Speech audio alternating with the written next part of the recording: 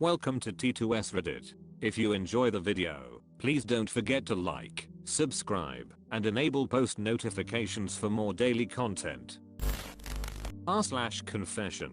I lied about my mom being dead, and I'm racked with guilt. I never had a good relationship with my mom. That isn't to say I don't love her, and we have repaired a lot of damage, but she was not a good mother. For as long as I can remember, I've had a problem with lying. For many years, it's been second nature to me, a way to get out of trouble, to get sympathy or admiration from others. When I was 20, I was diagnosed with borderline personality disorder and was told that lying was a symptom of impulsivity and fear of abandonment. A few years back, I was in a 5-year-long relationship during which I was systematically and routinely cheated on, smacked around and emotionally abused. Through fear of being alone, and to stop him from leaving me, I told my ex-partner that my mother had died. To keep up the lie, I told 2 of my closest friends from college, who are also acquaintances, and don't live near me. I acted the whole part, crying down the phone. I made up a cause, a funeral, everything. I hated myself, but I was too cowardly to take it back, afraid that everyone would hate me, and that I would lose the people I loved. In an anxiety-driven attempt to salvage the mess, I made things worse by telling one of my friends that my mom was actually alive, but that she had faked it. 2 years ago I met my husband, who knows everything. My life changed almost instantly, and in that time I have learned so much about myself. My mental health has improved drastically, and, although I'll likely never be free of this sickness, I have learned new ways to cope and to control myself. I can say wholeheartedly that I don't tell lies anymore. However, with growth has come an overwhelming sense of guilt. I now understand the full gravity of the lie I told. It haunts me every single day. For the past few months I have been avoiding the friends I lied to. One of them, I genuinely do want to cut out. She's a very toxic person who I recognize is a bad influence on my mental health, but I fear her vindictiveness will reach the people I love who never knew what I did. I have stuck around as much as possible to avoid her turning her spitefulness towards me. She is not a woman who takes being lied to lightly. The other, who I adore, I have neglected entirely because I feel I can't face her. I miss our friendship, but I'm afraid she will hate me for what I said. It won't be long until they both start to question me about why I have been avoiding them. I want them both to know the truth, but I desperately fear the consequences. It breaks my heart to think of my parents finding out through one of them. My toxic friend is one of those Facebook detectives. I'm afraid to pursue my dream of being a writer, to use my name. I live completely anonymously, with no friends, and when my husband is away for work I'm desperately lonely. The lie I told weighs on me. I wish I had never said it. I don't know how to break this daily cycle of guilt without confessing the truth, but I don't want to open up a can of worms either, and have it impact me, or any of my family, in the future. I blackmailed my uncle some time ago, and I really regret. My father is a dick, and so my uncle, my mother's brother, has always been one of my favorite male figures. He's about 13 years older than me, so I saw him as a really cool older brother. He took me to school, played with me, helped me with my homework, went to the pool with me and everything else a little girl could want. But when he was in the middle of the 20s, and I was 12 to 13 he started to give me less and less attention, got a girlfriend, was starting to think about having children and I became really jealous. I always spent a lot of time alone with him, and started making small threats whenever he didn't give me any attention. When he was babysitting me, I started by saying that if he didn't drop the phone to talk with me or any other thing I would tell my mom that rubbed my butt or something minor as it. He seemed very uncomfortable to hear that, and most of the time he paid attention to me. It didn't take long for me to realize that this works very well, and I started using it more and more, making more and more serious threats, including that he had touched my privacy in the pool, or made me play doctor with him, or ask for pictures. In my head I knew it was wrong, but I didn't understand the seriousness of what I could end up telling my mom, so I really don't know how much he just accepted it, or really felt threatened. Anyway, it continued until I was about 14, almost 15. I'm 17 now, he turned 30, got a good job, moved to another city, and is really living a good life.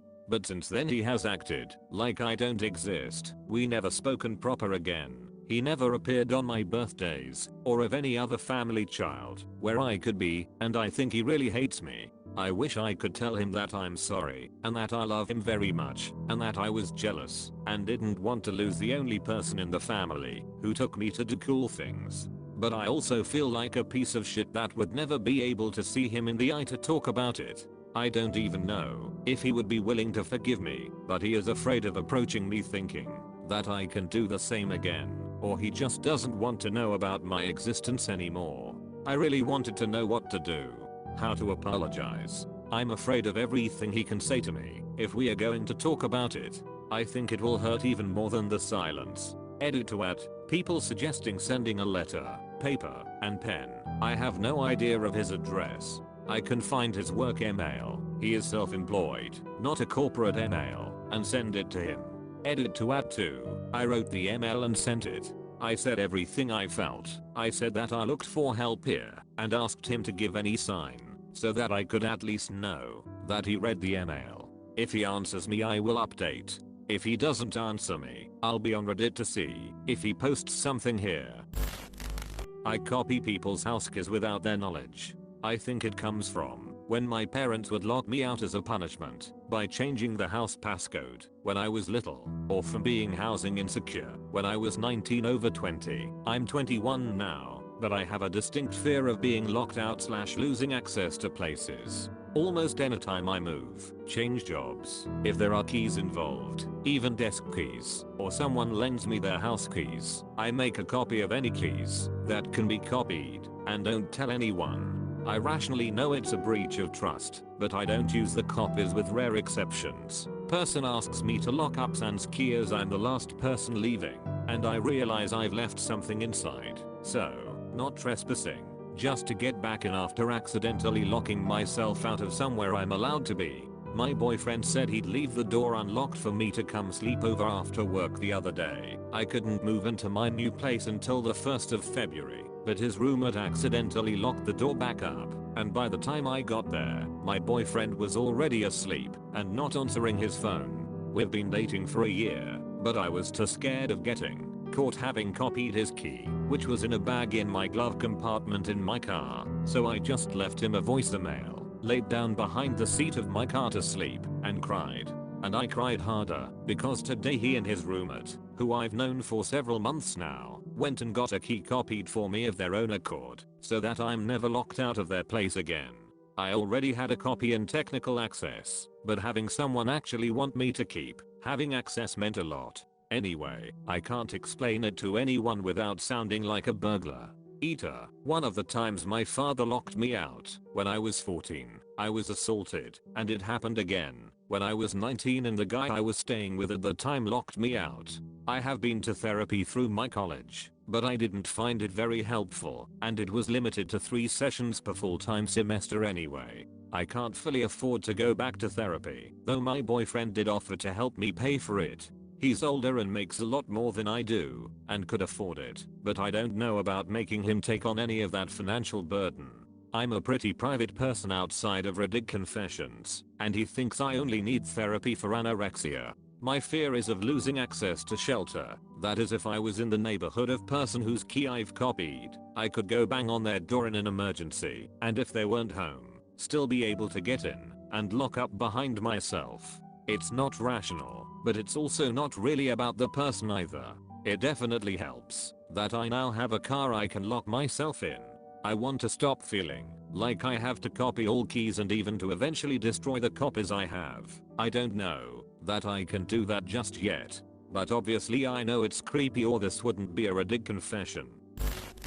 I have been lying to my Indian parents about graduating college and everything else for many years. I'm from India, and since childhood I had always gotten good grades, and I was able to get into a top college because of that. My parents had high expectation from me, but I didn't study properly from the first year in college. In my first semester, I got poor grades which I told my parents. They were disappointed, but they encouraged me to perform better in the next semester. But I got even worse grades in the next semester.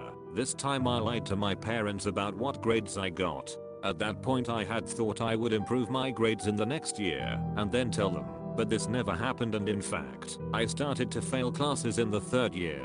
This led me to get my first year back. Again, I partially told my parents the truth, that I had only failed one subject, because of which I would have to stay an extra semester in college. At this point they still believed that I had decent grades, but I had to stay back for only one more semester. They were also expecting me to get an on-campus placement during the semester. From then on, the real major lies started as I told my parents that I graduated college, but I would not be getting a job just yet, because I wanted to study in a coaching for competitive exams like IES, GATE, etc.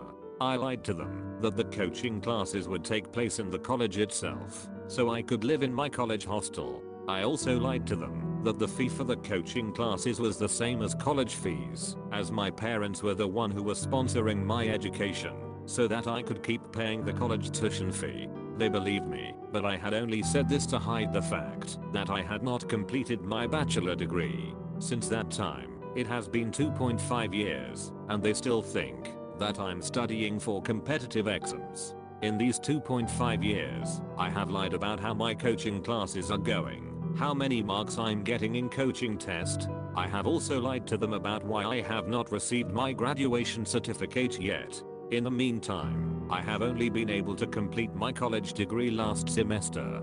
They are expecting me to get good marks in GATE this year, but I haven't been studying for that exam. I'm trying to get a job now, but I still haven't been able to get one. My parents have had many suspicions in this time and asked me to tell them anything that I might have lied about, as a few small lies of mine were caught, but I don't think they are expecting this from me. I still have to go home to them next month, and they are also expecting to see my graduation certificate and grade card after this semester. I have even made a false resume, not official, for my parents, that they are sharing with the people they know to help me get a job. I'm afraid of coming clean with them about all of this. I have also lied to my sister and her husband and their family, my grandparents and my uncles. The only reason I feel like I lied to them is because I thought they would be disappointed if they learned the truth and I could tell them once I had gotten my life back on track, but that hasn't happened. I just wanted to share this as I don't know what to do anymore. I don't have any reasons for not studying, so I don't know how to even begin to explain this to them. Thanks for watching. Subscribe below for more daily content.